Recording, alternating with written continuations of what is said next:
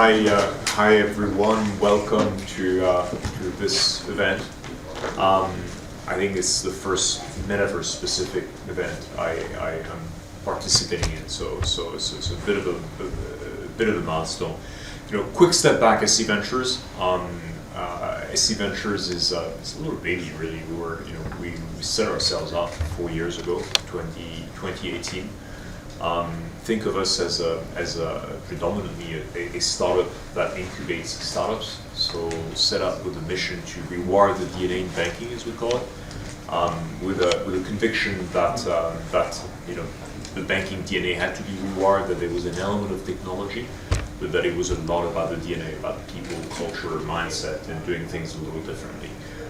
We did that because we thought that banks were very important. Banks are still very important, but there's also an element of society evolving and banks not keeping up with it, not serving clients the way they expected to be served, and as a result, creating a bit of a disconnect between what banks were doing and expectations from society overall.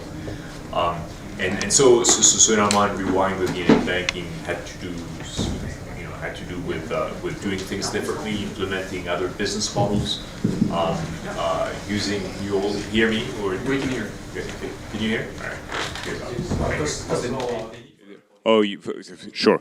So do things differently, experiment with business models, and there's a bit of an echo though when I speak. Yeah.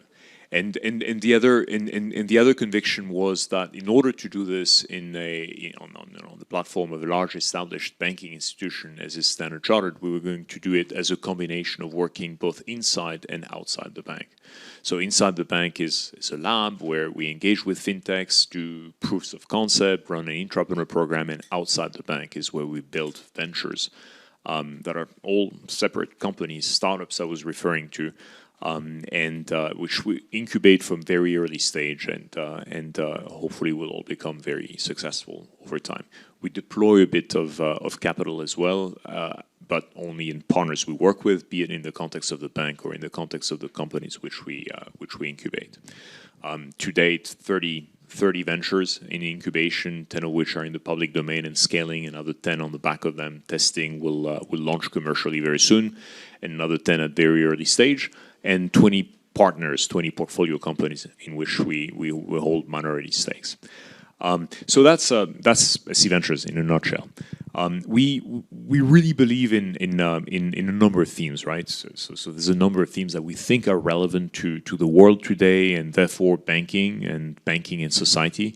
And we can summarize them quickly as the integration of lifestyle, online economy, payment, digital banking. It's really integrating these things in a way that is seamless. You will not go to the bank to do something. You will do something, and by the way, you'll need a financial transaction, right? That's underpinning this theme.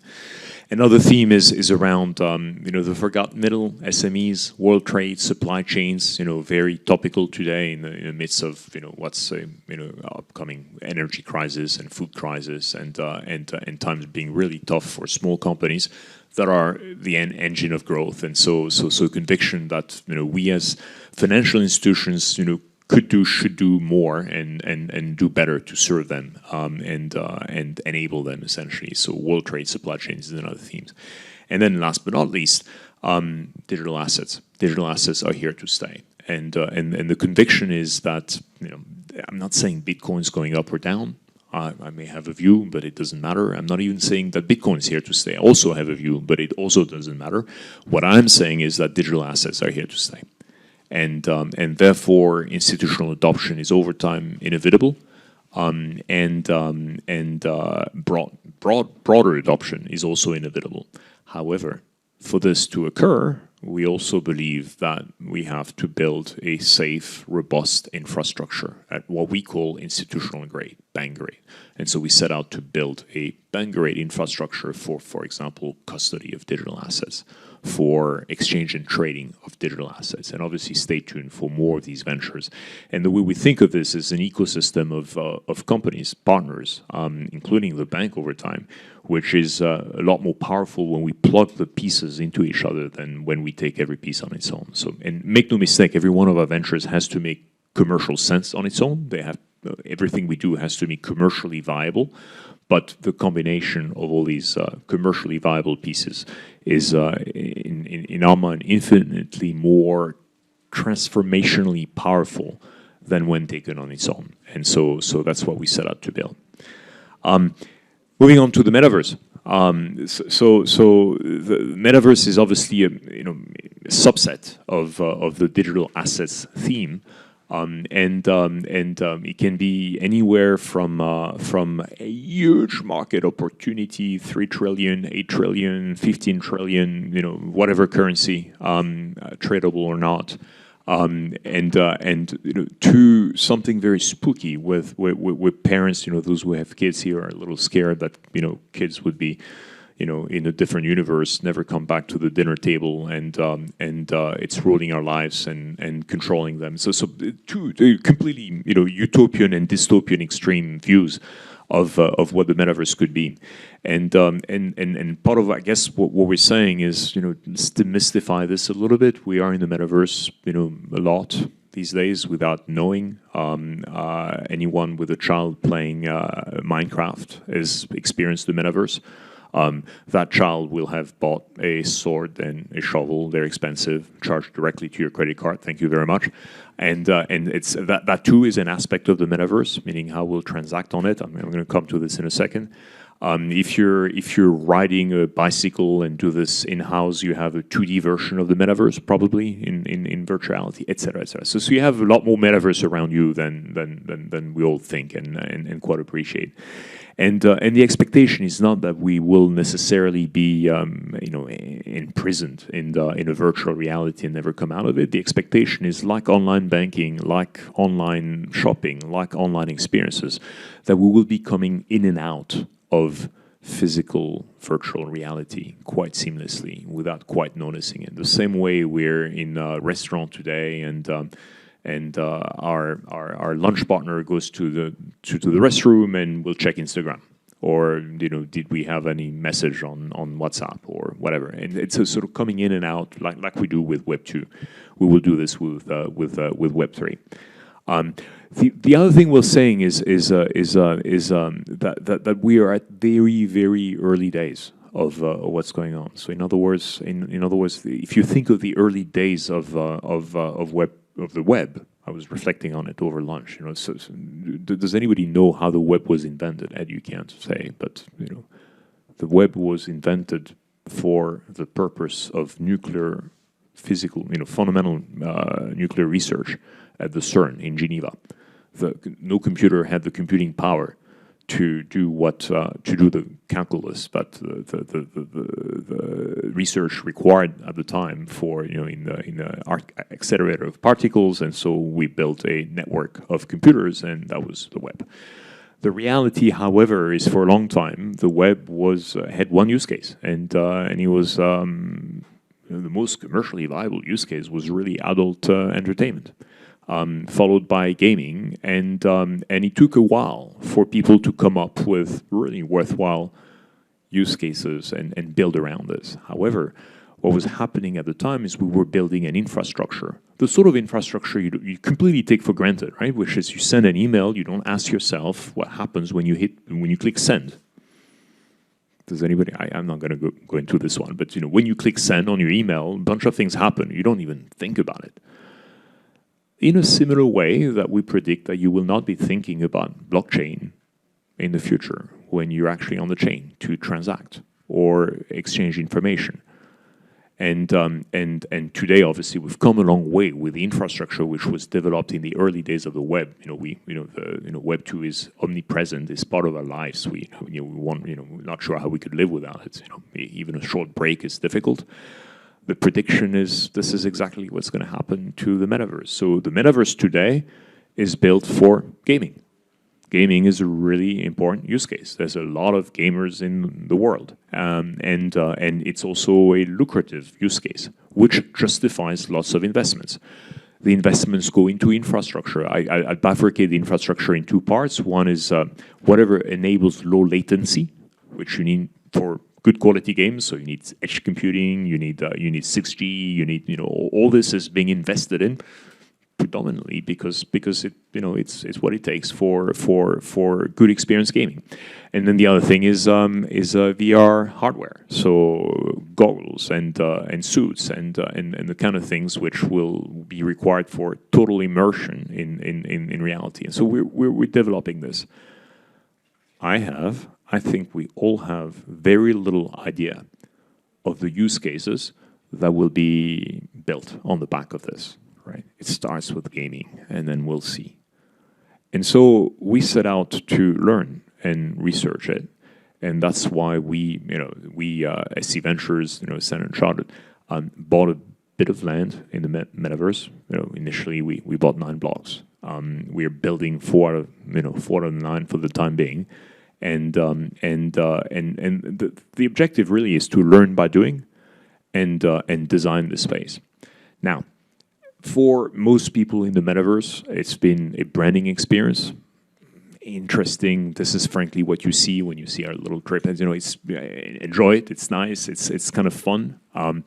But we'll do a lot more than branding, obviously. So the point is we want real content. And since I've admitted quite freely that we don't really know what the use cases will be, we're asking the people we know best, which is corporates, clients of the bank, people who have also an interest. And there, I stumbled on a fact. We will realize, one thing is there is absolutely nobody in the world of commerce today who's not asking him or herself, what does that mean for me? Every corporate is thinking about it, to different degrees, right? More so if you're in retail or education or than other sectors of the economy, but everyone's asking themselves, and nobody quite knows. Everybody is at a very initial stage of brainstorming, reflecting, etc. And so what we really want to do is invite partners to figure it out, to learn over time, co-create that space. And on the back of the very first experiences, which we are building at the moment in the first blocks we acquired, end up with really interesting content, which hopefully we're not doing by ourselves, but with our partners, clients, and people we work with. To get things started, we have a few things going. So as I said, we're startup incubating startups. We have a few startups in-house that are doing really interesting things. One of them is called Autumn. And it's a retirement planning platform, right? People think that you plan your retirement with your banker, and also you have your insurance, and also you have your health providers, and no one's quite put it all together or amalgamated the whole thing. So an element of taking an individual view of this, which is really underpins what Autumn is doing. So Autumn is also a lot about financial education. So we'll have a game. And that's Autumn's game. Play the game, and there's a prize. And the prize is financial education. Should you care? And everybody should. We have Cardspell. Cardspell is, anyone in Singapore knows. We used to have 25 credit cards in our wallet because we like a good deal. And so every time there's a good deal, we get a new credit card, and so we accumulate these credit cards and we optimize deals. Well, we don't optimize because there's 25 of them. We don't know what the deals are. Cardspell does that for you. You can walk around town and it'll tell you, down the corner, 100 meters away on the right side, 10% discount on your, I should say Standard Chartered, but I could say Citibank, HSBC credit card, and that's fine too. And so it's completely obviously bank agnostic, and a number of merchants are offering these deals. So expect Cardspell to be in our first design. And then it's in Hong Kong, right? Hong Kong, there was a marathon. We're some of us are runners, some of us are not, but we love running. We're sponsors of the marathons, and Hong Kong historically is a big event for us. That last one didn't take place, unfortunately, but you can still do it. You can still do it. You will be able to do it in the metaverse, and you get the race pack on the back of it for completing the course. It's not quite as strenuous as the real thing, but it's a virtual thing, and so other types of interest. So it's the type of things that we're building at the moment to get people engaged, essentially. But what other use cases again? A bit of education, probably healthcare, probably virtual travel, virtual lots of things. We don't know, and we're about to find out. I think that's that's it in a nutshell. I'd like to show you our little clip. It's what it is now, and we'll continue to evolve. Thank you to the Land Vault. They're great, doing a good job helping us build our space in the sandbox, and continue to grow from here. Thank you.